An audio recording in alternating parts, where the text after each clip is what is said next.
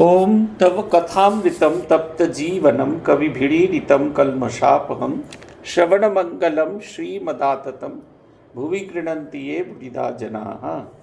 শ্রী ভগবানের অশেষ কৃপায় আজ আমরা সমবেত হয়েছি শ্রী শ্রী লাট্টু মহারাজের পুণ্য স্মৃতি এই বিষয় নিয়ে পাঠ এবং আলোচনার উদ্দেশ্য নিয়ে। শ্রী চন্দ্রশেখর চট্টোপাধ্যায় বিরচিত এই গ্রন্থটির একেবারে প্রায় শেষের দিকে আমরা এসে উপস্থিত। আমরা যে অংশটি পড়ছি সেটি গঙ্গা তীরে তপস্যা। আমাদের অনিকেত সাধু বলা হয় স্বামী অদ্ভুতানন্দজিকে। অনিকেত মানে হচ্ছে যার মাথার ওপর কোনো ছাদ নেই, সেই হচ্ছে অনিকেত। লাট্টু মহারাজকে অনিকেত বলা হয়, তার কারণ হচ্ছে তিনি কখনো কোনো ছাদের পরোয়া করেননি। যখন বেলুড় মঠ এই বরানগর মঠ তৈরি হয়নি তখন তার কোনো ঘর ছিল না। কাশীপুর উদ্যানবাটি যখন ছেড়ে সবাই চলে গেলেন, শ্রী শ্রী মায়ের সঙ্গে কেউ কেউ গেলেন, যোগানন্দজি মহারাজ এবং লাট্টু মহারাজ, তারা তীর্থে গেলেন। আর বুড়ো গোপালদা আর মহাপুরুষ মহারাজ তারা তীর্থে চলে গেলেন। সবাই ঘুরে বেড়াচ্ছেন। কিন্তু যখনই বরানগর মঠ প্রতিষ্ঠিত হলো, ধীরে ধীরে সবাই ফিরে আসতে থাকলেন, কেউ কেউ থাকলেন, কেউ কেউ অন্যান্য জায়গায় ঘুরতে থাকলেন। অর্থাভাব তখন খুব তীব্র ছিল, তো সবাই যদি থাকতেন খাবার খরচটা কি করে তুলবে। আমি এটা খুব হাড়ে হাড়ে জানি। আমাদের মঠ মিশনে শুধু সাধুদের খাবার নয়, সবার এই ফুডিং অ্যান্ড লজিং যে ফান্ডটা আছে এটি সবসময় খুব বেশি হয়, খুব বড় আকারটা তার খুব বড় থাকে।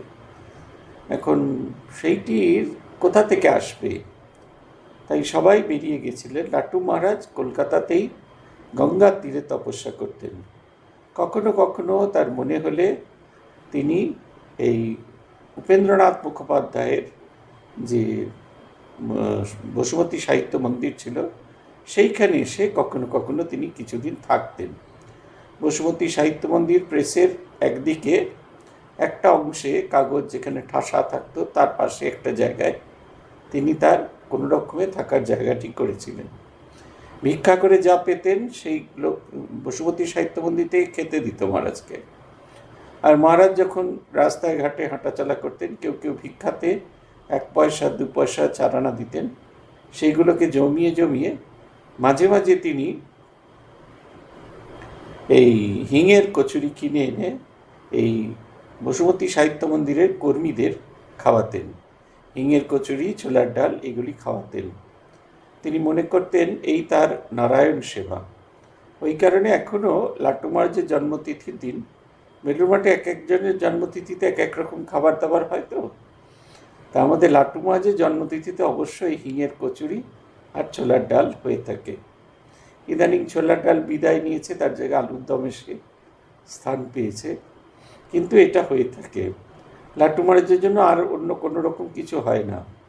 রাজা মহারাজের সবচেয়ে ভালো জন্মদিন পালন করা হয় স্বামী ব্রহ্মানন্দজির। সকালে তো নানা রকমের কেক, পাউরুটি, স্যান্ডউইচ, হ্যানা ত্যানা দেওয়ার, স্বামীজির চেয়েও ভালো। রাজা মহারাজের জন্মতিথি স্বামীজির চেয়েও ভালো করে পালন করা হয়। তারপরে এসব হয়ে গেলে তারপরে কেক টেক এই সমস্ত থাকে, তারপরে ফলভোগ থাকে, তারপরে গোপাল গাপ্পা, মোগলাই টি থাকে। গোপাল গাপ্পা হচ্ছে খিচুড়ি এক ধরনের, ডাবের জল এইসব দিতে। তখন তো রাজা মহারাজের কাছে কিছু আসতো না, মানে খাবার দাবার কিছু থাকতো না, ব্রহ্মচারীদের খেতে দিতে হবে তার মনে হতো। তখন সেদিন যা যা আসতো, কেউ হয়তো কচুরি নিয়ে এসছেন, কেউ হয়তো সিঙ্গারা নিয়ে এসছেন, কেউ হয়তো ডাল নিয়ে এসছেন, কেউ হয়তো 4টে ডাব নিয়ে এসছেন। এই সমস্ত কিছুকে মুখে মুখে এক জায়গায় করে 9টার সময় তিনি ঘণ্টা দিতেন।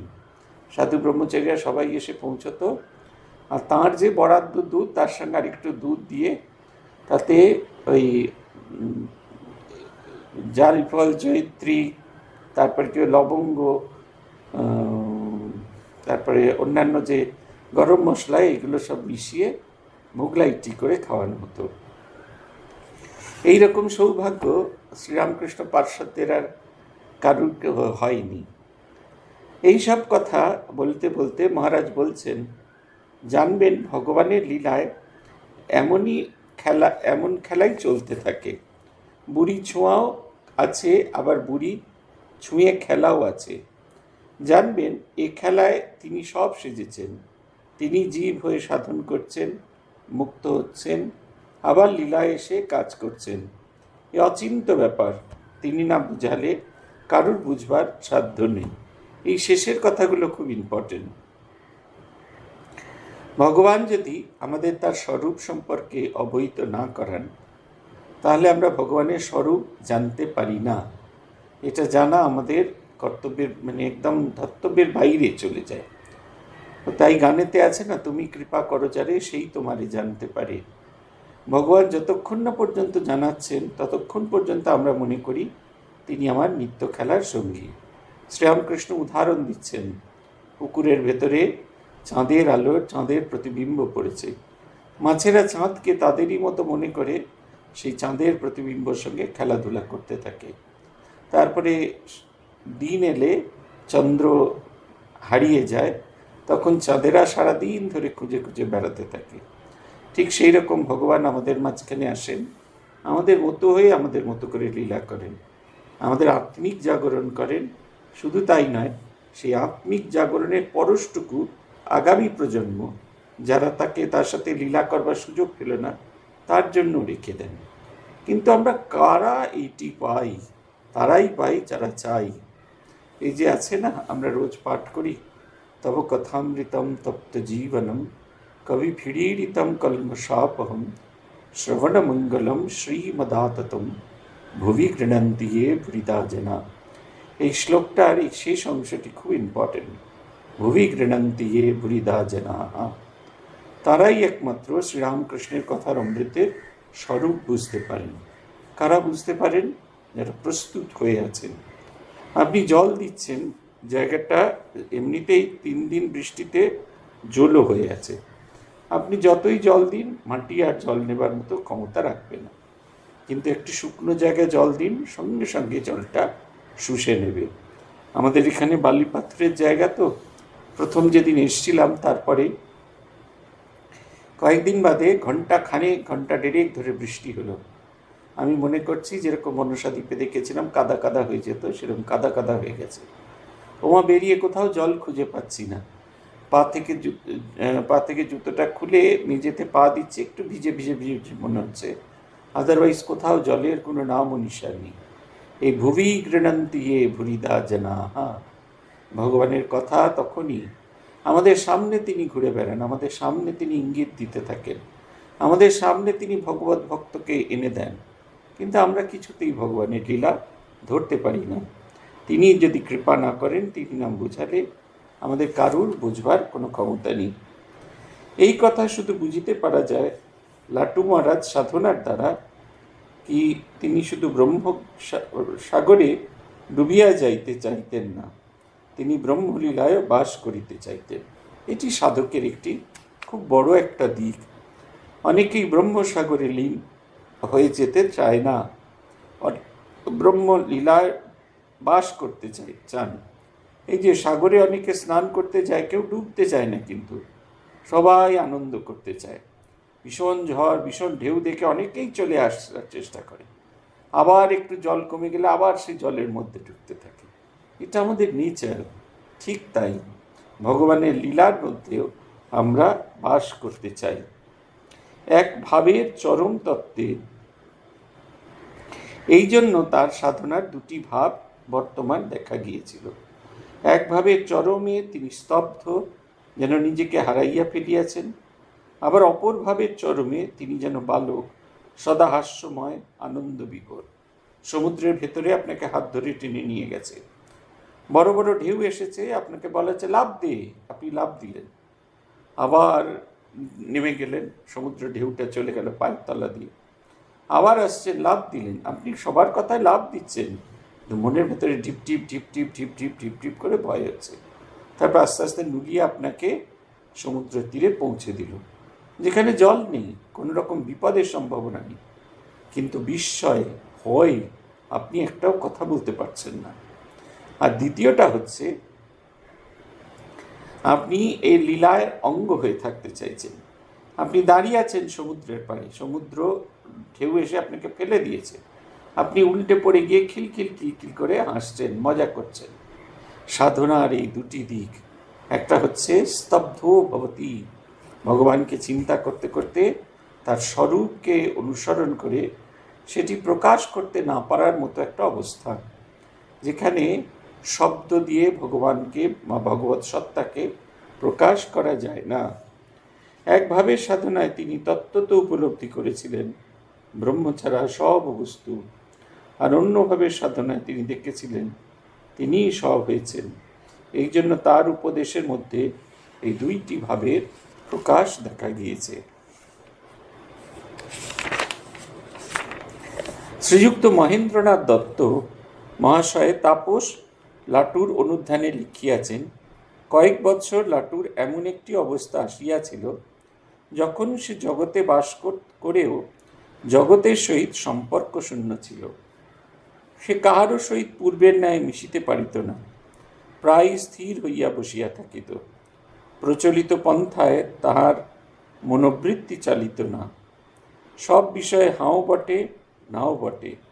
জগতের কারুর উপর তার ঘৃণা, অবজ্ঞা বা তুচ্ছতাচ্ছিল্য ছিল না। কাহার উপর আসক্তি, অনুরাগ, প্রীতি ছিল না।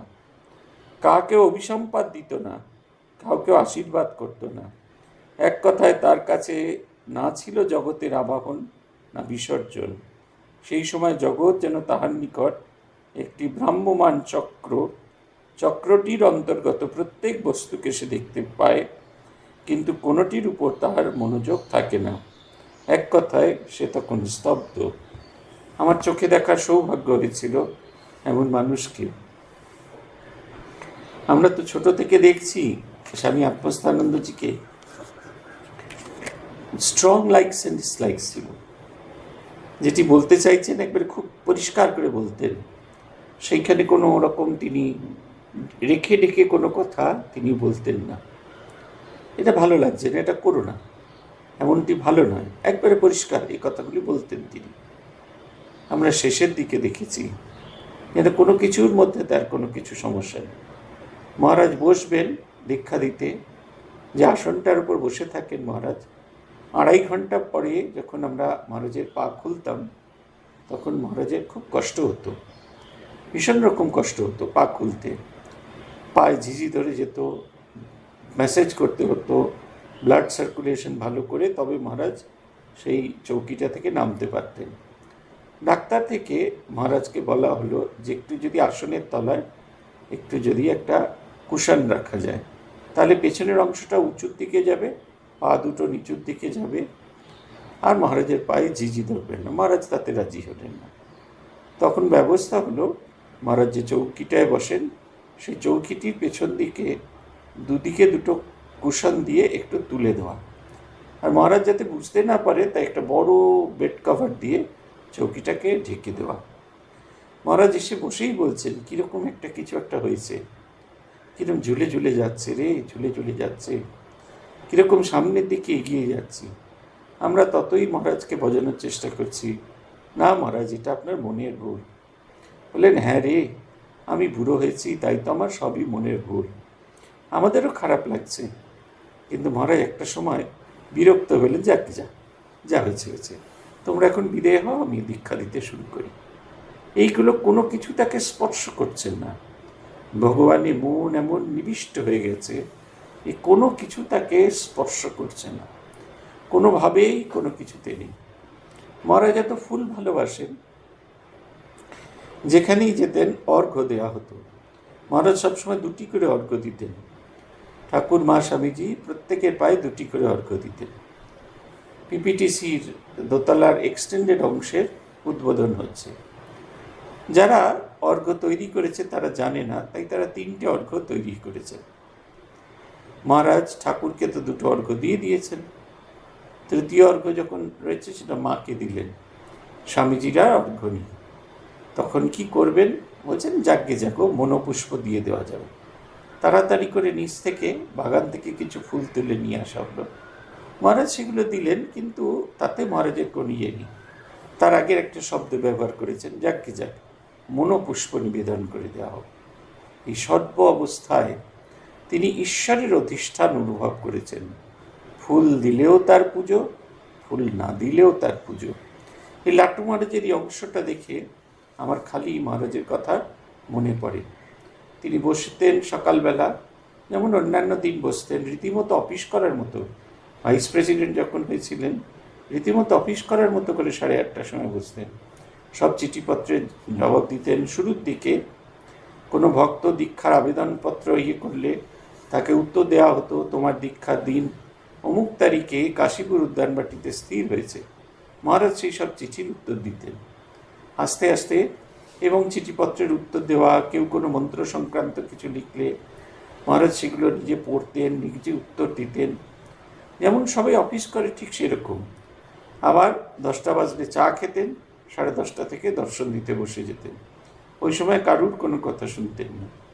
আবার ঘরে চলে যেতেন। আবার বিকেলে দর্শন দিয়ে সন্ধ্যা আরতির আগে 10 মিনিট হাঁটতেন, মন্দিরের পেছন দিকের জায়গাটা আমাদের সঙ্গে হাঁটতেন, গল্প করতেন, সন্ধ্যা আরতিতে যেতেন।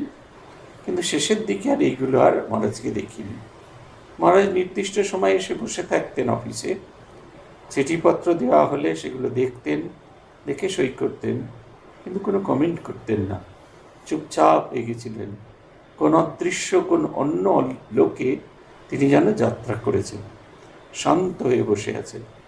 এই ছবিটার একটা বড় একটা অংশ আপনারা দেখতে পাবেন মহারাজের শেষের দীক্ষার ছবিগুলো, যদি একটু ভালো করে লক্ষ্য করেন দেখবেন মহারাজ তখন নতুন বাড়িতে এসে বসেছেন। একটি ভারী সুন্দর ছবি আছে, যে ছবিটা মহারাজের মহাপ্রয়াণের পরে আমরা আমাদের নরেন্দ্রপুরের লোকশিক্ষা পরিষদের বোর্ডে লাগানো হয়েছিল। মহারাজ বসে আছেন পাটি তুলে, আর হাতটি এমনি করে তুলে আশীর্বাদ করছেন, আর মহারাজের দুটি পায়ের মাঝখানে একটা পদ্ম ফুল রয়েছে।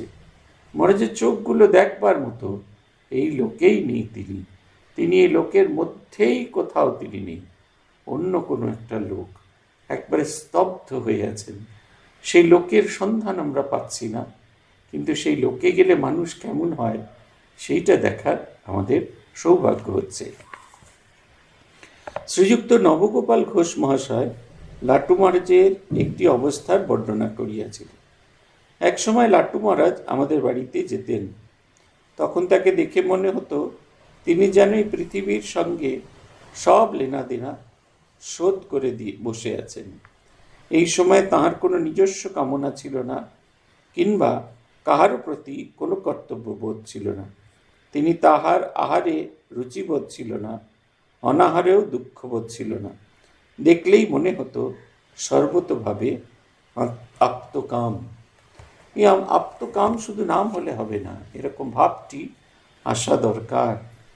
কোনো কিছুতেই তার কোনো আশা নেই। শ্রীমদ্ ভগবদ্ গীতার 2য় অধ্যায়ে এইরকম স্থিতধী পুরুষের বর্ণনা করা আছে। তারা কেমন, কীরকমভাবে তারা আমাদের এতে রিয়্যাক্ট করেন, এইগুলো সম্পর্কে বলা আছে, খুব নির্দিষ্ট করে বলা আছে। আমরা যদি দেখতে পারি তাহলে দেখতে পাবো একবারে খুব স্পেসিফিক্যালি এই জিনিসগুলো সম্পর্কে বলে রাখা আছে। এই স্থিতধী পুরুষ কীরকম হয়, কোনো কিছুতেই কোনো কিছুর সাথে তার কোনো লেনা দেনা নেই। ভূতেশানন্দজি খুব খেতে ভালোবাসতেন, চেহারাটা দেখলেই আপনারা বুঝতে পারবেন। আমরা মজা করে বলতাম, মহারাজ আপনি এটা ভালোবাসেন, মহারাজ আপনি ওটা ভালোবাসেন। মহারাজ মজা করে বলতেন। একটা সময় খাবার ছিল না, কিন্তু অনেক, তখন খুব খেতে পারতাম। আর এখন প্রচুর খাবার আছে, এখন কিচ্ছু খেতে পাই না। মাঝে খিদে পেলে মহারাজ এবং রামময় মহারাজের খিদে পেলে, এবং ভাণ্ডারে কোনো টাকা খাবার দাবার না থাকলে স্নান টান করে জামা কাপড় পরে তারা দুটি দোকানির কাছে যেতেন, গিয়ে বলতেন আজকে আপনাদের বাড়িতে আমাদের নেমন্তন্ন। শিলংয়ের সেই দোকানদাররা মহারাজকে বাড়িতে নিয়ে যেতেন, ভালো করে দুপুরে খাওয়াতেন, তারপরে তারা রওনা দিতেন তাদের কেন্দ্রের দিকে। শেষের দিকে মহারাজকে দেখেছি একটা ছোট্ট বাটিতে করে সব সেদ্ধ করে দিয়েছে। ভাত আছে, তাতে তরকারি আছে, পেঁপে আছে, নানা রকম সব সেদ্ধ জিনিসপত্র আছে, প্রসাদী মাছ আছে, এমনকি পায়েসও আছে। সবটা মিক্সির মধ্যে দেওয়া হয়েছে, সেটার পেস্ট হয়েছে, আর মহারাজ খাচ্ছেন। খুব উপাদেয় জিনিস, সবকটা সেদ্ধ, তাই কোথাও কোনো তেল নেই, কোথাও খুব সামান্য লবণ দেওয়া আছে, আর একটু গোলমরিচ ছিটিয়ে দেওয়া হয়েছে। মহারাজ এমন যত্ন করে খাচ্ছেন যেন খুব ভালো জিনিস, খুব দামি জিনিস যেন খেতে বসেছেন। এই জগতের কোনো কিছুর প্রতি আকর্ষণ নেই। এইটা সকলের আস্তে আস্তে হতে থাকে। 1893 খ্রিস্টাব্দে গিরিশবাবু জনৈক ব্যক্তিকে বলিয়াছিলেন, গীতার সাধু যদি দেখতে চাও, লাটুকে দেখোগে। উক্ত ব্যক্তিটি গীতার সাধু বলতে কি বোঝায় তাহা সম্যক বিদিত ছিলেন না।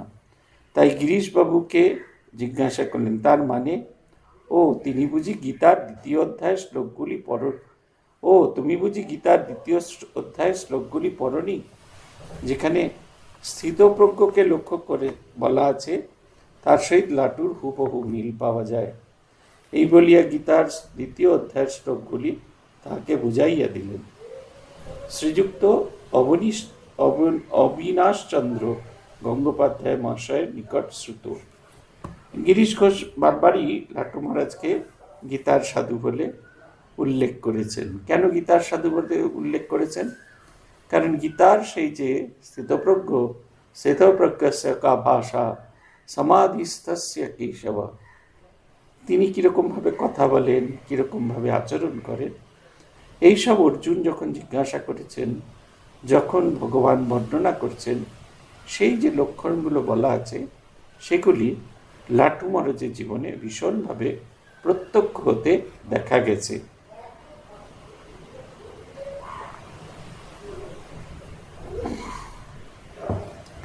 তিনি যেন একবারে জীবন্ত জাগ্রত মূর্তি। গীতার যে বক্তব্যটি আছে সেটি যেন তার জীবন্ত জাগ্রত মূর্তি। এটি আমাদের কাছে খুব অনুপ্রেরণার জিনিস। আমরা যারাই সাধন ভজন করতে চাই, যারাই মন প্রাণ উজাড় করে ভগবানকে ডাকতে চাই, সকলের জন্য এটা একটি অত্যন্ত আদর্শের জিনিস। সেই আদর্শের যত কাছে আমরা যেতে থাকব, যে আদর্শের যত আমরা নিকটে আসতে থাকব, তত আমাদের জীবনের পরিবর্তন হবে। 1893 থেকে 1894 খ্রিস্টাব্দ লাটু মহারাজের জীবনের একটা জিনিস যেটা বিশেষ করে লক্ষ্য করার মতো, যেটা আমার আপনার মতো সব সাধকের কাছে অনুপ্রেরণা, সেটা হচ্ছে আমরা অনেকেই সংস্কৃত জানতে নাও পারি, আমরা অনেকেই গীতা চণ্ডী এসব নাও পড়তে পারি, আমাদের অনেকেরই উপনিষদ পড়ার মতো যোগ্যতা বা পড়লেও তার বোঝার মতো যোগ্যতার মান নাও থাকতে পারে। তাতে কিন্তু কিছু এসে যায় না। কেউ যদি শুধু সাধন ভজন করে, মন প্রাণ দিয়ে ভগবানকে ডাকে, সে অবশ্যই ঈশ্বরের নিকটবর্তী হতে পারবে। এটি লাটু মহারাজ তার জীবন দিয়ে দেখিয়ে দিয়ে গেছেন। 1893 থেকে 1894 খ্রিস্টাব্দের কোনো এক সময় জনৈক ভক্ত যাহা দেখিয়াছিলেন তাহা সাধু সিদ্ধানন্দের উদ্বোধনের পৃষ্ঠায় প্রকাশ করিয়াছিলেন। বিহারী বাবুও বসুমতীতে তাহার লিখিত একটি প্রবন্ধে উহার প্রতিধ্বনি করিয়াছেন। সাধু সিদ্ধানন্দ লিখেছেন, কোনো ভক্ত বলেন, যে সময় তিনি গামছার খোঁটে ছোলা বেঁধে জলে ডুবিয়ে বসে থাকতেন, ছোলা ফুললে খাবেন এই ভাব। একদিন গামছায় বাঁধা ছোলা একটি ইঁট চাপা দিয়ে গঙ্গায় ভিজিয়ে রেখেছেন। তখন ভাটা ছিল, ইতোমধ্যে জোয়ার এসে গেছে। তার অতটা খেয়াল ছিল না, নিজের ভাবে বসেছিলেন। যখন খেয়াল হলো, দেখলেন জোয়ার এসে গেছে, ছোলা সমেত গামছা আছে কি আছে তা ঠিক নেই। কি করেন? সেইখানেই বসে রইলেন। জল নেমে গেলে দেখলেন যে যেখানকার জিনিস সেইখানেই আছে। তখন তিনি তুলে খেতে লাগলেন। এই দেখুন একটা কি সুন্দর জিনিস।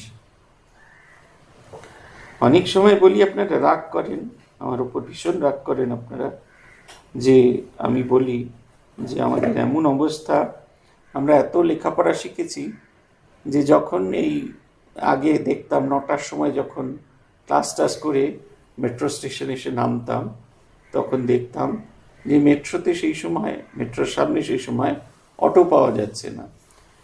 সব প্যান্ট শার্ট পরা দিদিরা সব বড় বড় পোস্টে চাকরি করছে, প্যানিকড হয়ে গেছে, অটো নেই, অটো নেই, অটো নেই, অটো নেই। সব কিছুতে তাদের যে বিদ্যা বুদ্ধি সমস্ত কিছু ভুলে গেছেন। পরিস্থিতিটাকে কি করে সামাল দেবেন সেটাই বুঝতে পারছেন না। লাট্টু মহারাজ স্কুল কলেজ কখনো কিছু শেখেননি, কোথাও কখনো যাননি, কিন্তু ঈশ্বর নির্ভরতা তাকে একবারে ধীর স্থির শান্ত করে দিয়েছে। এই যে বলছেন না তিনি, যে ছোলা গামছায় মুড়ে ইঁটের তলায় রেখে দিয়েছেন, অল্প অল্প জল গঙ্গায়, তখন সেই ইঁটের তলায় রেখে দিয়েছেন, খানিকক্ষণ জলের ভেতরেই ছোলা ফুলে উঠবে, সেই ছোলা খাবেন তিনি। তারপরে যেই জোয়ার এলো, 1 কোমর জল, কোথায় খুঁজে পাবেন সেই ছোলা? তার জন্য দেখুন, প্রথম 1 নম্বর হচ্ছে তার জীবনে কোনো দুঃখ নেই, পেলেন না বলে তার কোনো দুঃখ নেই। 2 হচ্ছে অপেক্ষা করতে থাকলেন, জল চলে গেল, তারপরে যেই ছোলা পাওয়া গেল, অম্লান বদনে সেই ফুলে থাকা ছোলা খেতে শুরু করলেন। আমাদের হতো কি, আমরা পাওয়া যে জিনিসটা হারিয়ে ফেলেছি সেইটা পাওয়ার পরে গজ গজ গজ গজ করতে থাকি, আমার জিনিস নিয়ে নেবে। এই রকম মাইকালাল তৈরি হয়েছে জগৎ সংসারে, এইরকম কাউকে খুঁজে পাওয়া যাবে না। আমার জিনিস হজম করবে এত সহজ, আমি অমুক বামনি, আমার জিনিস হজম করা কি এত সহজ? এই কত কি আমরা বলতে থাকি। দেখুন, কোনো কিছুতেই তার কোনো রকম কিছু নেই। যখন ছোলাটা চলে গেছে তখনও যেমন তার কোনো শোক নেই, ভাবার পরে তার কোনো আনন্দ নেই, হারানোতেও তার দুঃখ নেই, প্রাপ্তিতেও তার কোনো উচ্ছ্বাস নেই। নিম্নলিখিত প্রসঙ্গটি তাঁর ধ্যানের গভীরতার কথা বোঝা যায়। প্রসঙ্গটি সম্মুখ কথিত। একদিন বাগবাজারে একটি খোড়ো নৌকায় বসে আছি, কখন যে নৌকা ছেড়ে দিল বুঝতে পারিনি, আর মাঝিরাও আমাকে দেখতে পায়নি। নৌকা চলতে চলতে দক্ষিণেশ্বর ছাড়িয়ে গেল, তখন আমার হুঁশ হলো। আমি মাঝিদের নামিয়ে দিতে বললুম, তখন মাঝিরা নামিয়ে দেয়। আসবার সময় সেদিন দক্ষিণেশ্বর দেখে এলুম। রামলাল খুব যত্ন করে খাওয়ালো। দেখুন, বাগবাজার ঘাটে বসে আছে, এখনকার মতো ভটভটি তো নয়, পুটপুট পুটপুট করে চলে যাবে, দাঁড় টানা নৌকা। জোয়ারে পেছন থেকে ঠেলা দিয়েছে, তখন সে রওনা দিয়েছে। বাগবাজারে বসেছিলেন থেমে থাকা নৌকায়, সেই নৌকা চলতে শুরু করলো, কত হই হই রই রই হয়। তিনি কিচ্ছু বুঝতে পারলেন না, এমন ভগবানের ধ্যানে মগ্ন হয়ে থাকলেন, কিছুতেই আর কোনো কিছু তাকে স্পর্শ করলেন না। কালকে একজন আমায় জিজ্ঞেস করছিলেন, জপ হচ্ছে, ধ্যান হয় না কেন? জপ যদি হয়ে থাকে, ধ্যান অবশ্যই হবে, হবেই হবে ধ্যান, কারণ এগুলো এক একটা প্রসেস। একটা যদি করতে পারছি তাহলে আরেকটা অবশ্যই করতে পারবো। কেউ কেউ বলেন, মাথাটা বুঝলেন তো খারাপ হয়ে গেছে, আমি দুবেলা খাচ্ছেন তো? হ্যাঁ, দুবেলা খাওয়ার সময় খিদেটি পায়। তাহলে মাথাটা টেম্পোরারি খারাপ হয়েছে, পার্মানেন্টলি খারাপ হয়নি। আমাদের যখন একেবারে চিত্তবৈকল্য হয়, সেই সময় আমাদের যাবতীয় যে নির্দিষ্ট প্রোগ্রাম, সেগুলো সব নষ্ট হয়ে যায়, সেই সিস্টেমটা পুরো ভেঙে যায়, তখন আর থাকে না। কিন্তু যদি জানেন যে সিস্টেমটা ভাঙেনি, তাহলে বুঝতে পারবেন আপনি স্বাভাবিক অবস্থায় গেছেন। লাট্টু মহারাজের দেখুন, গোটা সিস্টেমটাই ভেঙে গেছে। ভগবত চিন্তায় এমন মগ্ন হয়ে আছেন, তার আলাদা করে আর কোনো ভাবনা চিন্তা করার মতো অবস্থার মধ্যে তিনি নেই। তিনি একটা অন্য জগতে রওনা দিয়েছেন, অন্য জীবনে রওনা দিয়েছেন, তার সাথে এই জগৎ সংসারের কোনো সম্পর্ক নেই। যখন সম্বিত ফিরে পেলেন, তখন দক্ষিণেশ্বরের কাছে এসে উপস্থিত হয়েছেন। দক্ষিণেশ্বর দেখে মাঝিদের অনুরোধ করায় তাকে নামিয়ে দিয়েছেন। দক্ষিণেশ্বর দর্শন করলেন এবং রামলাল দাদা তাকে অত্যন্ত যত্ন করে খাওয়া দাওয়া করালেন। এই ধরনের আরেকটি প্রসঙ্গ আছে, ইহাও গঙ্গা তীরে বাসকালীন ঘটনা। জনৈক ভক্তের নিকট তিনি বলিয়াছিলেন, দুপুরবেলা শ্মশানেশ্বরের পাশের ঘাটে থাকতুম, আর রাতটা প্রসন্ন কুমার ঠাকুরের ঘাটে কাটাতুম। রাত 11টার সময় চাঁদনির ছাদে চলে যেতুম, সেখানে বসে জপ ধ্যান করতুম। ভক্তটি জিজ্ঞাসা করিয়েছিলেন, বৃষ্টি হলে কি করতেন মহারাজ? মহারাজ বললেন, কেন? ঘাটের পাশেই তো রেলের লাইন দেখছো, সেখানে অনেক মালগাড়ি থাকতো। একখানা খালি গাড়িতে উঠে বসতুম, বৃষ্টি থামলে আবার চলে আসতুম। একবার তো মালগাড়ি উঠে নামবার কথা ভুলে গিয়েছিলাম। কখন যে গাড়িটা ইঞ্জিনে টেনে নিয়ে গেল বুঝতে পারলুম না। তারপর দিন দেখি বহুত কুলি এসে আমাকে গাড়ি ছেড়ে চলে যেতে বলছেন। তাদের জিজ্ঞাসা করে জানলুম যে গাড়ি চিতপুর চলে এসেছে। কি করি, সেখান থেকে পায়ে হেঁটে বাগবাজার ঘাটে এলুম। তারপর থেকে বৃষ্টি হলে আর গাড়িতে গিয়ে বসতুম না, ছাদ থেকে নেমে ঘাটের এক কোণে বসে থাকতুম। ঘাটের পাহারাওয়ালা আমাকে চিনে গিয়েছিল, কিছু বলতো না। কি সুন্দর কথা! দেখুন, কোনো কিছুতেই প্যানিকড নয়। আসল লক্ষ্য হচ্ছে ভগবানকে ডাকা, আর কোনো লক্ষ্য নেই। কিন্তু আমাদের যেমন নানা রকমের লক্ষ্য থাকে, তাঁর আর কোনো লক্ষ্য নেই, শুধু একটাই লক্ষ্য, ভগবানকে ডাকা। সর্বাবস্থায় ভগবানকে ডাকা, সর্বাবস্থায় ভগবানকে চিন্তা করা, তার ভাবে, তার ধ্যানে, তার চিন্তায় মগ্ন হয়ে থাকা। বৃষ্টি এলো তো সামনের গাড়িতে উঠে বসলো। আমাদের এখানে বৃষ্টি হচ্ছে, খুব বৃষ্টি হচ্ছে, শোনা যাচ্ছে বৃষ্টির আওয়াজ। এত জোরে বৃষ্টি হচ্ছে, হাওয়া এত জোরে বইছে যে ঘরের দরজা, বাঁ পাশে ঘরের দরজা চাপ চেপে বন্ধ করা ছিল, খুলে গেছে। সেই আর কি। যাক গে, আমরা ভালো জায়গায় থেকে, ভালো কিছুতে থেকেও আমরা কীরকম যেন দিশেহারা অবস্থার মধ্যে থাকি। কিন্তু ভগবানকে যে চেয়েছে, সে কোনো অবস্থাতেই ভগবান চিন্তা ছাড়া আর কোনো রকমভাবে দিশেহারা হতো না। পূজনীয় ভূতেশানন্দজি মহারাজ বিশ্বনাথ দর্শন করতে গিয়েছেন। বিশ্বনাথ দর্শন করে সেই আমাদের যদি এরকম দিত, আমরা কী যে করতুম তার ঠিক নেই। বিশ্বনাথের প্রসাদী মালা, তারপরে সব মুকুট, সব দেওয়া হয়েছে মহারাজকে। মহারাজ ফিরে এসছেন অন্নপূর্ণার মন্দিরে, মা অন্নপূর্ণার পূজা করেছেন। মোটা জবার গোড়ের মালা পরিয়ে দিয়েছে মহারাজের গলে। মহারাজ মন্দিরে আর 5-7 জনের মতোই মন্দিরের বারান্দায় বসে, পা ঝুলিয়ে বসে জপ করছেন। এই জগতে সবাই যে তাকে দেখছেন, তিনি যে সংঘের প্রেসিডেন্ট, সবার আকর্ষণ, সবার মনের কেন্দ্রবিন্দু, এগুলো কোনো কিছুই তাকে স্পর্শ করছেন না। তিনি মগ্ন হয়ে জপ করছেন। ভূতেশানন্দজি আরও একটা ভালো ছবি আছে। এটা পুরী মিশনে তোলা ছবি। মহারাজ তো সপ্তাহতেই খুব হড়বড় করতেন, তাই জগন্নাথ দর্শন করতে যাওয়ার আগে এত বেশি হড়বড় করতে আরম্ভ করেছেন, সময়ের আগেই তৈরি হয়ে গেছেন। তা মহারাজকে কি করবে, তৈরি করে দিয়েছেন। তখনও তো বেরোতে দেরি আছে। মহারাজ কিন্তু ওইটার সময়, আমরা হলে কি গল্প গাছা করতাম, মহারাজ ওই সময় বসে পড়েছেন জপ করতে। একটা ভারী সুন্দর ছবি আছে, একটা প্লাস্টিকের টুলে বসে আছেন মহারাজ, দেওয়ালেতে ঠেসান দিয়ে, আর গভীর জপে মগ্ন হয়ে আছেন। তার চোখ মুখ দেখলে বোঝা যাচ্ছে তিনি অল্প সময়ের মধ্যেও গভীর ধ্যানে ডুবে গেছে। লাট্টু মহারাজের অবস্থাটা দেখুন, পারিপার্শ্বিক কোনো কিছুর জন্য তার ধ্যান আটকেনি, কোনো কিছুর জন্য তার ধ্যান আটকেনি। আমাদের সব কিছুর জন্যই আমাদের সাধন ভজনে তা আটকে থাকে। একজন বলছেন সেদিনকে যে আমার কাকা মারা গেছেন, আমার খুড়তুতো ভাই আমেরিকায় থাকেন, তিনি 5 দিনের মাথায় শ্রাদ্ধ করেছেন, আমাদের এবার কি করণীয়?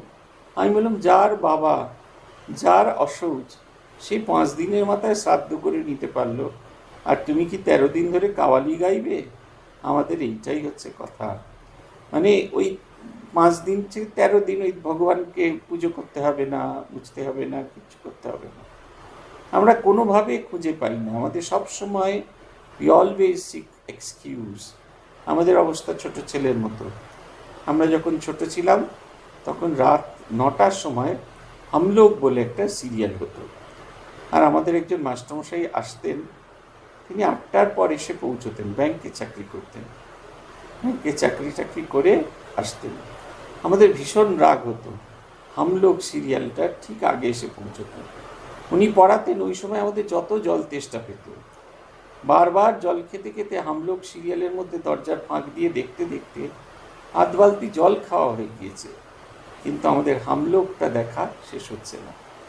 আমাদের অবস্থা খানিকটা সেই রকম, আধ বালতি জল খেয়ে ফেলেছি। নানা রকমের আমাদের কন্ডিশন প্রয়োজন, এই উপযুক্ত কন্ডিশন পাচ্ছি না, এই হইচই পাচ্ছি না, কিছু পাচ্ছি না। ভগবানকে ডাকা ছাড়া আর সব কিছুতে আমাদের ইন্টারেস্ট তৈরি হচ্ছে। শ্রীযুক্ত মহেন্দ্রনাথ দত্তের মুখে শুনেছি লাটুর শুদ্ধ স্বভাব প্রায় 2.5 বৎসর ছিল। এরপরে লাটু মহাশক্তিপূর্ণ লোক প্রাপ্ত হল, কথাবার্তায় গম্ভীর ও মাধুর্যপূর্ণ, অথবা হিন্দি আধা বাংলা, আধা হিন্দি আধা বাংলায়। ভাঙা ভাঙা কথায় অনেক নতুন তত্ত্ব সে বলতে লাগল। নানাভাবে নানা উচ্চাঙ্গের কথা তার মুখ থেকে নির্গত হতে থাকল। অনুভবের রাজ্য খুলে গেছে, তাই অনুভবের গল্প বলতে থাকতেন। অনুভবের রাজ্য খুলে যাওয়ায় তিনি সেই দেশের গল্প বলতেন যে দেশের কথা আমরা চিন্তাও করতে পারি না। মনে হয় শ্রী শ্রী ঠাকুরের দেহাবসানে 7-8 বছরের পর তিনি পুনরায় সমাধিস্থ হয়েছিলেন। তাহার নিকট কথা হইতে ঐরূপ অনুমান করা যায়।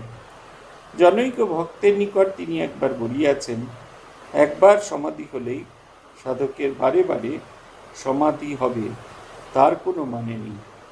এমন অনেক সাধক আছেন যারা জীবনে একবার মাত্র সমাধির আস্বাদ পেয়েছেন। আবার এমন সাধকও আছেন যারা জীবনভর সমাধিতে পৌঁছতে পারলেন না। আমার উপর তার অশেষ কৃপা, তাই 67 বৎসর কাটিয়ে তিনি ফিন আমাকে সেই অবস্থায় তুলে দিলেন। একদিন গঙ্গা তীরে বসে আছি, দেখি গঙ্গা থেকে একটা জ্যোতি উঠল। সেই জ্যোতি বড় হয়ে আকাশ বাতাস সব ছেয়ে ফেলল। সেই জ্যোতির মাঝে আবার অসংখ্য জ্যোতি দেখলুম, তারপর নিজেকে হারিয়ে ফেললুম। তখন কি হলো কিছু বুঝতে পারি না। বাকি সে মুল্লুক থেকে ফিরে ভারী আনন্দে রইলুম। এত আনন্দ যে কি বলবো, দিলের বোঝা যেন উড়ায় না। দেখলুম শুধু আনন্দ আনন্দময় হয়ে আছে। অনুমান হয় যে উপরোক্ত অনুভূতির পর তিনি গঙ্গা তীর ছাড়িয়া শ্রীক্ষেত্র গমন করেছিলেন। সাধনার পর সাধক পথে তীর্থ দর্শন ব্যবস্থা শাস্ত্রে বিহিত আছে। জগন্নাথ ক্ষেত্রে থেকে ফিরেও তিনি গঙ্গা তীর পুনরায় বাস করিতে লাগিলেন। সেই সময় তাহার লীলা গ্রন্থাদি পাঠ শুনিতে দেখা যাইত। তিনি একাদিক্রমে 8 মাস পাঠ শুনেছিলেন। লাটু মহারাজ তার সমাধির গল্প বলছেন আর সেই বোঝাতে চাইছেন। বারবার ফিরে আসছেন সেই সমাধিতে, তিনি ফিরে আসছেন, ডুবে যাচ্ছেন তার মধ্যে, একদম সেই ভাবের মধ্যে তিনি ডুবে যাচ্ছেন। আর তারপরে তিনি বলছেন জ্যোতি বড় হয়ে আকাশ বাতাস সব ছেয়ে গেল, এই জগৎটা তার অংশের মধ্যে ছেয়ে গেল এবং তিনি ধীরে ধীরে নিজেকে হারিয়ে ফেললেন। বাকি সে মুলুক থেকে ফিরে ভারী আনন্দ হলো, এত আনন্দ যে কি বলবো।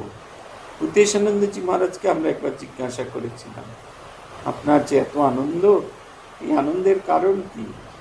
বলছিলেন, স্যার রস বৈশাখ ঈশ্বর রসস্বরূপ, যে তাকে চিন্তা করবে তার ভেতরে এই আনন্দটি আসবে। আপনি সঠিক সাধন ভজনে আছেন, এটার সবচেয়ে বড় লক্ষণ হলো আপনার ভেতরে আনন্দ বিরাজ করবে। ক্লোজ আপ স্মাইল নয়, আপনার মধ্যে অদ্ভুত এক আনন্দ আপনাকে সর্বদা সেই দিকে তাড়িত করবে। তখন দেখবেন সব কিছুই বড় ভালো লাগবে, ডুবে যেতে ইচ্ছা করবে, মনে হবে কখনো কোনোভাবে এইটি থেকে আপনি আর ফিরে আসতে পারছেন না। আজ এই পর্যন্ত। শ্রী ভগবানের কৃপা হলে আগামীকাল আমরা আবার শ্রী শ্রী রামকৃষ্ণ পুঁথি থেকে পাঠ এবং আলোচনা করব। সবাই ভালো থাকবেন, নিজের যত্ন নেবেন। ওম প্রণতানাম প্রসীদত্বম দেবী বিশ্বার্তিহারিণী ত্রৈলোক্যবাসিনামিদ্যে লোকানাম বরদা ভব। ওম শান্তি ওম শান্তি ওম শান্তি। হরি ওম তৎসৎ। শ্রীরামকৃষ্ণার্পণমস্তু।